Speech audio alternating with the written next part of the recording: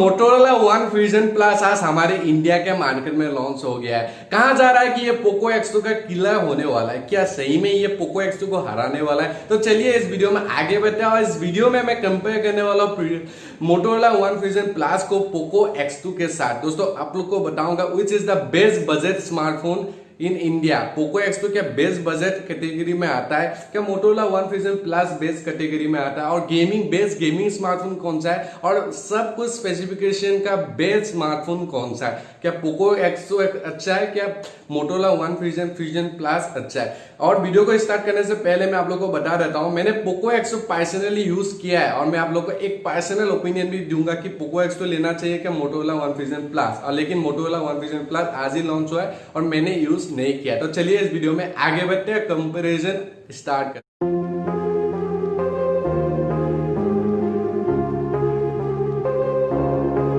दोस्तों इन terms of cameras दोनों में 64 मेगापिक्सल के क्वाड रियर कैमरास देखने को मिलते हैं। दोस्तों पोको X2 का एक मैंने पर्सनल ओपिनियन वाला लॉन्ग टर्म रिव्यू दिया था, जहां पे मैं डिस्क्रिप्शन में लिंक दे दूंगा, जाके देख सकते हैं। दोस्तों मोटोरोला वन फ्यूजन प्लस में भी हमें 64 मेगापिक्सल का क्वाड रियर कैमरास देखने को मिलता है। दोस्तों बैटरी एमएच की बात करें तो सेम लेवल का ही बैटरी एमएच देखने को मिलता है कि दोनों में 4300 एमएच तक की बैटरी देखने को मिलता है। लेकिन अगर चार्जिंग स्पीड की बात करें तो पोको X2 में 27 वाट का फास्ट चार्जिंग स्पीड देखने को मिलता है, जहां पे हमें मोटोरोला वन फ्यूजन प्लस में 15 वाट का टर्बो फास्ट चार्जिंग देखने को मिलता है। जो दोनों के compare in terms of charging speed Poco X2 is much better than Motorola one fusion plus. अगर मैं अगेन डिस्प्ले की बात करूं तो यहाँ पे आप लोग 120 हर्ट्ज वाला रिफ्रेश रेट वाला डिस्प्ले देखने को मिलता है पोको X2 में, जहां पे हमें रियलिटी में 120 हर्ट्ज वाला फीलिंग नहीं मिलता है। अगर मैं बात करूं मोटोरोला वन फ्यूजन प्लस की, यहाँ पे आप लोगों को 60 हर्ट्ज रिफ्रेश रेट वाला डिस्प्ले देखने को मिलता है। डिस्प्ले के कंडीशन में भी पोको X2 बेटर है।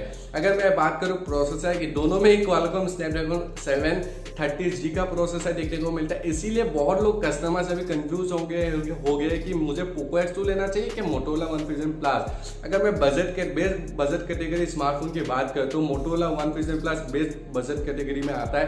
फीचर्स कम है, स्पेसिफिकेशन कम है, लेकिन प्राइस बहुत अच्छा है क्योंकि पोको X2 का प्राइस ओवर चला गया है ड्यू टू जीएसटी। अभी मोटोरोला वन फ्यूजन 20 के नीचे है वो प्राइस सेगमेंट में लॉन्च हुआ है, जिसका टॉप एंड वेरिएंट का प्राइस है 19-18,000। शायद पोको X2 का 21-22 तक भी चला जाता है। अगर मैं बेस्ट गेमिंग फोन की बात करूं तो दोनों में गेम का परफॉर्मेंस अमेजिंग देखने को मिलने वाला है, क्योंकि दोनों में क्वालकॉम स्नैपड्रैगन 730G का प्रोसेसर मिल जाता है। लेकिन इन terms of charging, in terms of battery condition Poco X2 is much better than Motorola one fusion plus. अगर मैं आप लोग को बोलूं मेरी ओपिनियन, तो अगर आपका पैसा ज्यादा है तो आप पोको X2 में जा सकते हैं। अगर आप बजट कैटेगरी का स्मार्टफोन लेना चाहते हैं तो मोटोरोला वन फ्यूजन प्लस ही लीजिए। अगर मैं कहूँ तो बेस्ट स्पेसिफिकेशन स्मार्टफोन इन दोनों में से अगर आप ज्यादा प्राइस रेंज का स्मार्टफोन लेना चाहेंगे तो पोको X2 यहाँ पे बेस्ट कैटेगरी का स्मार्टफोन आता है इन टर्म्स ऑफ स्पेसिफिकेशन। तो फिलहाल इस वीडियो में मेरा इतना ही।